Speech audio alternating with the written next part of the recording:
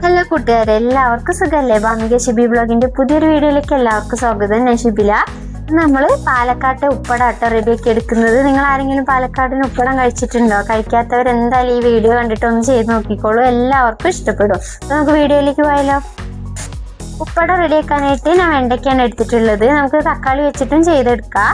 വെണ്ടയ്ക്ക നമ്മൾ സാമ്പാറിനൊക്കെ ഒന്ന് കട്ട് ചെയ്തെടുക്കൂല, അതുപോലെ നീളത്തിലൊന്ന് കട്ട് ചെയ്തെടുക്കാം.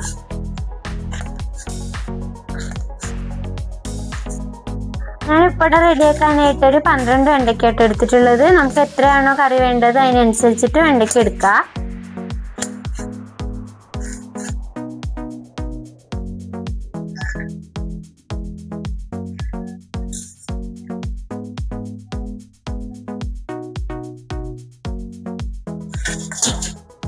ഇനി ഉപ്പട റെഡിയാക്കാനായിട്ട് നമുക്ക് ആവശ്യമുള്ളത് കുറച്ച് സാധനങ്ങൾ നമുക്കൊന്ന് വറുത്തെടുക്കണം. അതിനായിട്ട് ഒരു 3 വറ്റൽമുളക് എടുത്തിട്ടുണ്ട്.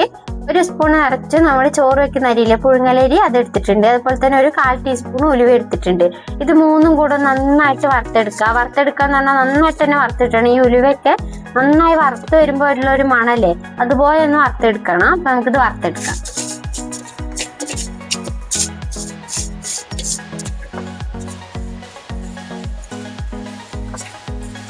അരി ഉലുവ നന്നായിട്ടൊന്ന് പൊട്ടി ഒന്ന് വറവായി വരുമ്പോൾ നമുക്ക് ഇതിലേക്ക് 1/4 ടീസ്പൂൺ കുരുമുളക് പൊടി ചേർത്ത് കൊടുക്കുക.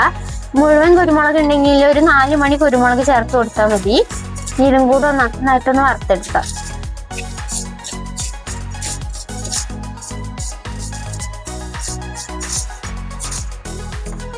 അരിയും ഉലുവയും കുരുമുളകും മുളകും എല്ലാം കൂടെ നന്നായിട്ട് വറുത്തെടുത്തിട്ട് ഇനി ഇതൊരു പാത്രത്തിലേക്ക് മാറ്റിയിട്ട് തണുക്കുമ്പോൾ ഒന്ന് പൊടിച്ചെടുക്കുക.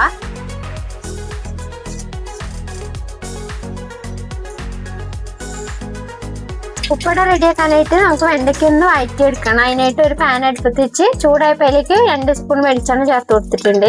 അതിലേക്ക് വെണ്ടയ്ക്ക കൂടെ ചേർത്ത് നന്നായിട്ടൊന്ന് വഴറ്റിയെടുത്ത് ഈ വെണ്ടയ്ക്കൻ്റെ കൊഴുപ്പില്ലേ അതൊന്ന് മാറി വന്നാൽ മതി. ഈ ഉപ്പട എന്ന് പറയുന്നത് ഒരു നാടൻ കറിയാണ്. അപ്പൊ നമ്മൾ മൺചട്ടി തന്നെ എടുക്കാൻ വേണ്ടി ശ്രമിക്കണം. അപ്പോഴാട്ട് ആ ഒരു ടേസ്റ്റ് കിട്ടുള്ളൂ. നോൺ സ്റ്റിക്ക് ഒക്കെ ഇടുമ്പോൾ അതിൻ്റെ ഒരു ടേസ്റ്റ് മാറിപ്പോകും. മൺചട്ടിയിലാകുമ്പോൾ കുറച്ചും കൂടി നല്ലൊരു ടേസ്റ്റ് ആയിരിക്കും. വെണ്ടയ്ക്ക നന്നായിട്ട് വഴറ്റിയെടുത്തിട്ടുണ്ട്. അതിന്റെ ആ കൊഴുപ്പ് മൊത്തത്തിലൊന്ന് മാറി വന്നിട്ടുണ്ട്. നമുക്ക് സ്റ്റവ് ഓഫ് ചെയ്യാം. ഇനി ഒരു മൺചട്ടിയിലേക്ക് കുറച്ച് പുളി പിഴിഞ്ഞൊഴിക്കണം.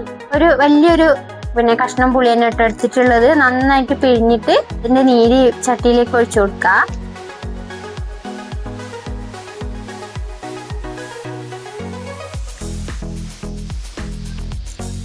പുളി പിഴിഞ്ഞ വെള്ളം ചേർത്ത് കൊടുക്കുക. കരടൊന്നും പെടാതിരിക്കാൻ ഒന്ന് അരിച്ചെടുക്കുക.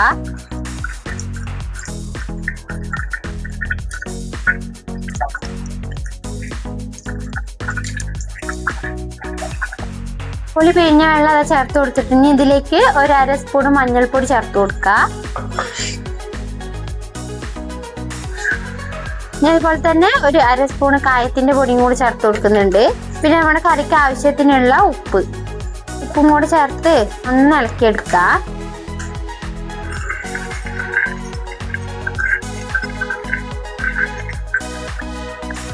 ഇനി ഇത് അടുപ്പത്ത് വെച്ച് നന്നായിട്ടൊന്ന് തിളച്ച് വരട്ടെ. പുളിവെള്ളം നന്നായി തിളച്ച് വരണം.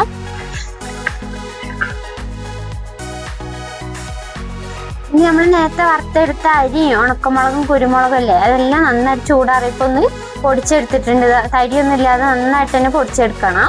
ഇനി നമുക്ക് വേറൊരു പാത്രത്തിലേക്ക് കുറച്ച് ചേർത്തിട്ട് കുറച്ച് വെള്ളം കൂടി ചേർത്തൊന്ന് മിക്സ് ആക്കി എടുക്കാം. ഇങ്ങനെ കൊണ്ടുപോയിട്ട് ആ പുളിവെള്ളത്തിൽ ഇടരുത്, ഒന്ന് മിക്സ് ആക്കിയിട്ട് വേണ്ട ചേർക്കാനായിട്ട്. ഞാനിപ്പോൾ 2 സ്പൂണ് പൊടി എടുത്തിട്ടുണ്ട്. അതിലേക്ക് കുറച്ച് വെള്ളം കൂടി ചേർത്തിട്ട് ഒന്ന് മിക്സ് ആക്കി എടുക്കുക. ഒരു 3 സ്പൂൺ വെള്ളം ചേർത്ത് കൊടുത്തിട്ടുണ്ട്.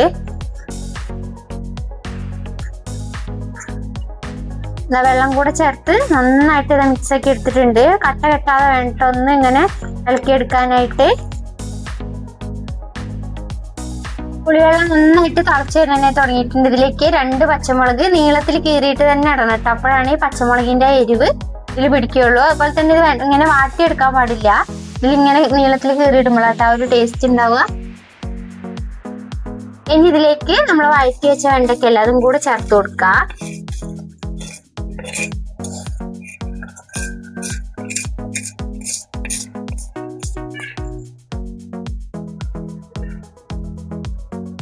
വെണ്ടയ്ക്ക പുളിവെള്ളത്തിന്റെ കൂടെ കിടന്ന് നന്നായിട്ടൊന്ന് തിളച്ച് വരട്ടെ. വെണ്ടയ്ക്ക നന്നായിട്ട് ഈ പുളിവെള്ളത്തിലൊന്ന് തിളച്ച് വരാനേ തുടങ്ങുമ്പോൾ നമ്മൾ നേരത്തെ ഒന്ന് പേസ്റ്റ് പോലെ ആക്കി വെച്ചാൽ മിക്സില്ലേ, അതും കൂടെ ഒന്ന് ചേർത്ത് കൊടുക്കുക. ഇതിൽ നമ്മൾ തേങ്ങ ഒന്നും ചേർക്കേണ്ട ആവശ്യമില്ല. ഈ ഒരു അരി വറുത്ത പൊടിയുടെ മിക്സ് തന്നെ ചേർത്താൽ തന്നെ നല്ല കട്ടിയോട് കൂടിയിട്ടും നല്ല ടേസ്റ്റോട് കൂടിയിട്ടുള്ള കറി റെഡിയാക്കി എടുക്കുക. ഇനി ഒന്ന് ഇളക്കിയെടുക്കാം. കറി ഒന്ന് ചെറുതായി കുറുകി വരാനായി തുടങ്ങുമ്പോൾ ഇതിലേക്ക് 1 സ്പൂൺ ശർക്കര പൊടി ചേർത്ത് കൊടുക്കുക. ഇത് എന്തായാലും ചേർത്ത് കൊടുക്കണം, അപ്പോഴാട്ടെ കറിക്ക് നല്ലൊരു ടേസ്റ്റ് കിട്ടുള്ളൂ. ഇനി ഒന്നും കൂടെ കുറുകി വരാനുണ്ട്.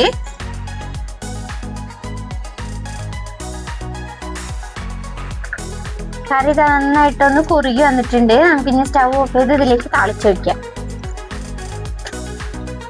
തളിപ്പിനായിട്ട് പാൻ അടുപ്പത്ത് വെച്ചിട്ടുണ്ട്. ചൂടായി കഴിയുമ്പോൾ ഇതിലേക്ക് 1/4 ടീസ്പൂൺ കടുക് ചേർത്ത് പൊട്ടിച്ചെടുക്കുക.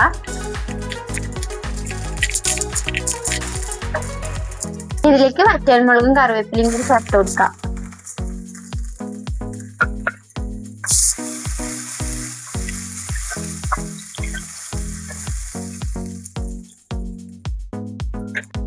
കറിയിലേക്ക് ചേർത്ത് കൊടുക്കുക. നമ്മുടെ പാലക്കാടൻ ഉപ്പട അതവിടെ റെഡി ആയിട്ടുണ്ട്. ഇത് റെഡിയാക്കി നോക്കാത്തവർ എന്തായാലും ഒന്ന് റെഡിയാക്കി നോക്കിക്കോളൂ, എല്ലാവർക്കും ഇഷ്ടപ്പെടും.